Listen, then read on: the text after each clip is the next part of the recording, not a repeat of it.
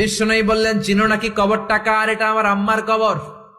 আল্লাহর কাছে অনুমতি পেয়েছি মায়ের কবর জিয়ারত করার, কিন্তু খবরদার খবরদার, তোমরাও জিয়ারত করবা, কিন্তু চোখের পানি ছাড়তে পারবা না, কান্না করতে পারবা না।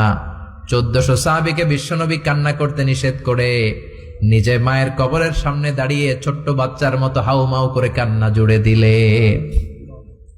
সাহাবীরা বলে, এত কাঁদতে আমরা বিশ্বনবীর জীবনেও দেখি নাই।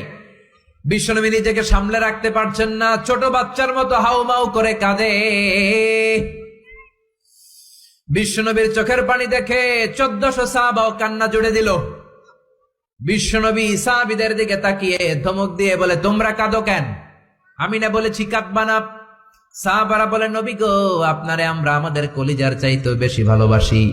আপনার চোখ দিয়ে কোনো কারণে পানি নামতে দেখলে আমরা আমাদের দুটি চোখ শুকনা রাখতে পারি না, আমাদের চোখ দিয়েও পানি চলে আসে।